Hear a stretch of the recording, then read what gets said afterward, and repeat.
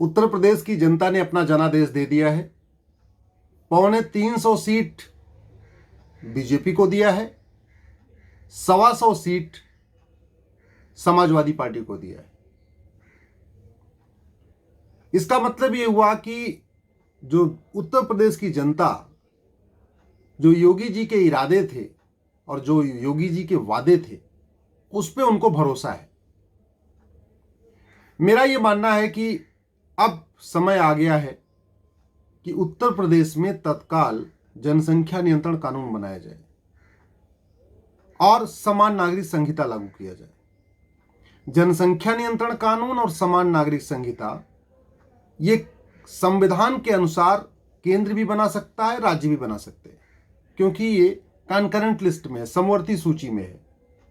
समान शिक्षा कानून केंद्र भी बना सकता है, राज्य भी बना सकते हैं। समान नागरिक संहिता केंद्र भी बना सकता है, राज्य भी बना सकते हैं। जनसंख्या नियंत्रण कानून केंद्र भी बना सकता है, राज्य भी बना सकते हैं। और ये जरूरत यूपी में इसलिए है क्योंकि उत्तर प्रदेश की मुस्लिम बहन बेटियां दो चीजों से बहुत परेशान हैं। एक पर्सनल लॉ से, दूसरा पॉपुलेशन एक्सप्लोजन से। हिंदुओं में बहन बेटियों को बराबरी का अधिकार मिल गया है, वसीयत का अधिकार बराबर मिल चुका है, विरासत का अधिकार उनको बराबर मिल चुका है, गोद लेने का अधिकार सभी हिंदू बहन बेटियों को मिला हुआ है। शादी विवाह की उम्र में थोड़ा सा अंतर है, बेटी की उम्र 18 साल है, बेटे की 21 साल है, नहीं तो मोटा मोटा लगभग बराबर हो चुका है। तलाक लेने की प्रक्रिया अच्छी है, तलाक कोर्ट के जरिए होता है, मनमाने तरीके से नहीं होता है। तो हिंदू बहन बेटियों को लगभग बराबर अधिकार मिला हुआ है। जो सबसे ज्यादा परेशान है वो मुस्लिम बहन बेटियां हैं जो पर्सनल लॉ से परेशान है। पर्सनल लॉ के कारण मुस्लिम बहन बेटियों को पहली बात तो वहां उनको 4 सौतन उनको मिल जाती है। दूसरा, उनके पास गोद लेने का अधिकार नहीं है। शादी 9 साल के बाद कभी भी की जा सकती है पर्सनल लॉ के अनुसार। उनके पास विरासत का इक्वल राइट नहीं है, जितना बेटों को राइट होता उतना बेटियों को राइट नहीं है। वसीयत का उनको बराबरी का दर्जा नहीं है। तलाक अभी भी मौखिक होता है। ट्रिपल तलाक भले खत्म हो गया, लेकिन तलाक के जो और तरीके हैं, तलाके हसन, तलाके सुन्नत, बाकी वो तो चल ही रहे। तो मौखिक तरीके होता है, उसमें भी कोई कारण बताने की जरूरत नहीं है। शौहर चाहे तो भाई ठीक है, पहले यह था कि एक झटके में 3 बार करना था, अभी उसको आपको एक महीने में 3 बार, एक महीने के अंतराल पे करना है।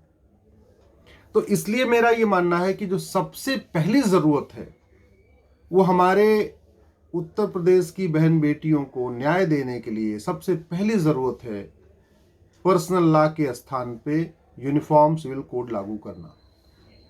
यूनिफॉर्म सिविल कोड लागू हो जाएगा।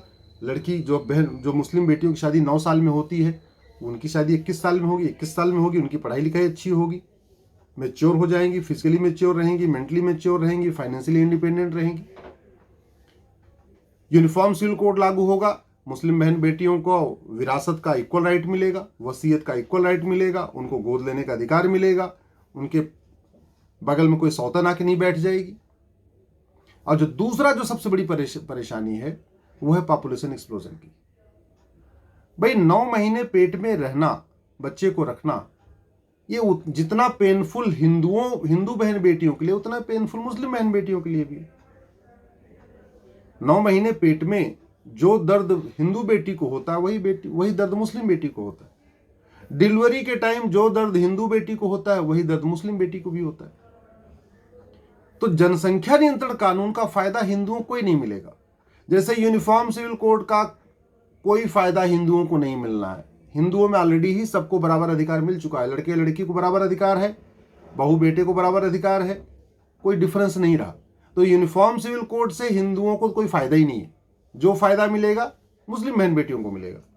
इसी तरीके से पॉपुलेशन कंट्रोल लॉ का जो फायदा है वो भी हिंदुओं को ही नहीं मिलना, क्योंकि हिंदुओं में लगभग हम दो हमारे दो कर रहे। जो सबसे बड़ा फायदा मिलेगा वो मुस्लिम बहन बेटियों को मिलेगा, जिनको दबाव में डरा के, धमका के या किसी भी कारण से 8 बच्चे, 9 बच्चे, 10 बच्चे पैदा करना पड़ता है। तो इसलिए अब योगी जी आ गए हैं संविधान के अनुसार uniform civil code, population control law, ये सब कॉन्करेंट लिस्ट में है, इस संविधान में लिखा हुआ है।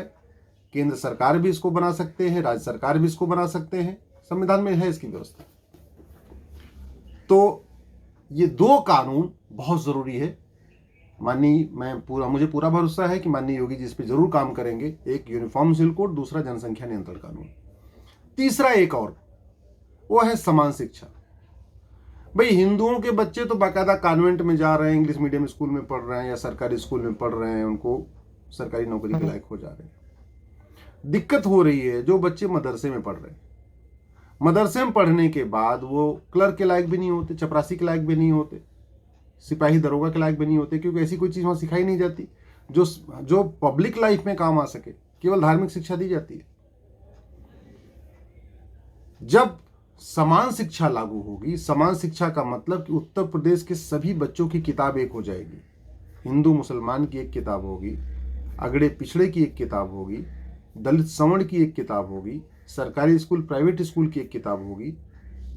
उससे समता, समानता, समरसता तो आएगी, लेकिन वो गरीब बच्चे जो मजबूरी में मदरसे में जाते हैं उनको भी अच्छी क्वालिटी की एजुकेशन मिलेगी। तो ये तीसरा कानून है समान शिक्षा कानून, यानी यूनिफॉर्म एजुकेशन एक्ट, जो कि मैंडेट मिल चुका है, स्पष्ट बहुमत है। माननीय योगी जी पहले भी कह चुके हैं कि हाँ देश में समान शिक्षा की जरूरत है। माननीय योगी जी पहले समान नागरिक संहिता के बारे में भी कह चुके हैं, वो तो बीजेपी के मैनिफेस्टो में भी है। और योगी जी ने जनसंख्या नियंत्रण कानून का ड्राफ्ट भी बनाया था इलेक्शन के पहले, बाद में मॉडल कोड ऑफ कंडक्ट लग गया तो लागू नहीं हो पाया। तो मेरा मानना है कि जैसे ही ये सरकार बनेगी तो 3 प्रायोरिटी सरकार की तुरंत होगी। पहला यूनिफॉर्म एजुकेशन यानी समान शिक्षा, दूसरा यूनिफॉर्म सिविल कोड यानी समान नागरिक संहिता, तीसरा जनसंख्या नियंत्रण कानून। और ये तीनों कानून सबके लिए जरूरी है, मुस्लिम परिवार के लिए, मुस्लिम भाइयों के लिए, मुस्लिम बहनों के लिए ज्यादा जरूरी है। क्योंकि बड़ी सीधी सी बात है, जो लड़की किसी की बीवी होती है वो किसी की बहन भी होती है। हस्बैंड तो उसको प्रेशराइज करके बच्चे पैदा करवा रहा है, लेकिन उसकी वजह से जो उसके पिता है उनको सोचिए अब कितनी तकलीफ होती होगी। कौन पिता चाहेगा उसकी बेटी शादी के बाद बच्चा पैदा करने की मशीन बन जाए? कौन भाई चाहेगा कि उसकी बहन निकाह के बाद वो बच्चा पैदा करने की मशीन बन जाए? कोई नहीं चाहेगा। तो ये जो कहना कि भाई मुस्लिम्स यूनिफॉर्म सिविल कोड नहीं चाहते, पॉपुलेशन कंट्रोल लॉ नहीं चाहते, यूनिफॉर्म एजुकेशन नहीं चाहते, ये गलत है। मेरा ये मानना है कि सबसे ज्यादा जरूरत उन्हीं को है। ये तो कुछ तथाकथित कट्टरपंथी, चरमपंथी बोलते रहते हैं कि नहीं मत लागू करो, हमारा इस्लाम खतरे में आएगा। ये सब फालतू वाली बकवास की बात है। एक्चुअल में जो आम मुस्लिम है, आम मुसलमान है, वो चाहता है कि उसके बच्चे वही किताब पढ़े जो सरकारी अधिकारियों के बच्चे पढ़ते हैं, जो बड़े लोगों के बच्चे पढ़ते हैं। वो चाहता है कि समान शिक्षा होनी चाहिए।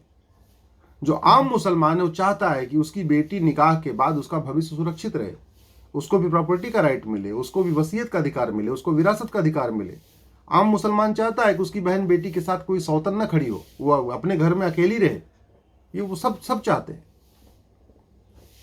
इसी तरीके कोई भी मुस्लिम पिता या भाई ये थोड़ी चाहेगा कि उसकी बहन जाए या उसकी बेटी जाए अपने निकाह के बाद तो बच्चा पैदा करने की मशीन बन जाए। कोई नहीं चाहेगा।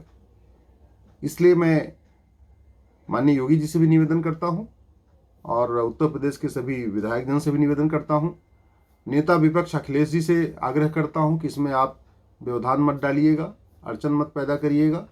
आपको मुसलमानों की अच्छी खासी वोट मिली है, तो अच्छी खासी वोट मिली है तो उनका सम्मान करिए। समान शिक्षा, समान नागरिक संहिता और जनसंख्या नियंत्रण कानून का समर्थन आप भी करिए, पार्टिसिपेट करिए। योगी जी का जो विजन है, जो मिशन है समाज को सुधारने का, उसमें आप भागीदार बनिए। विरोध करने के लिए विरोध करेंगे, तुष्टीकरण के कारण विरोध करेंगे, मजहबी कट्टरपंथियों के बहकावे में आके विरोध करेंगे, तो ये तय मानिए कि इससे आपको क्षणिक पॉलिटिकल फायदा तो हो सकता है, लेकिन लॉन्ग टर्म में आपको कुछ नहीं मिलेगा। ये देश के लिए ये 3 कानून बहुत ज़रूरी है।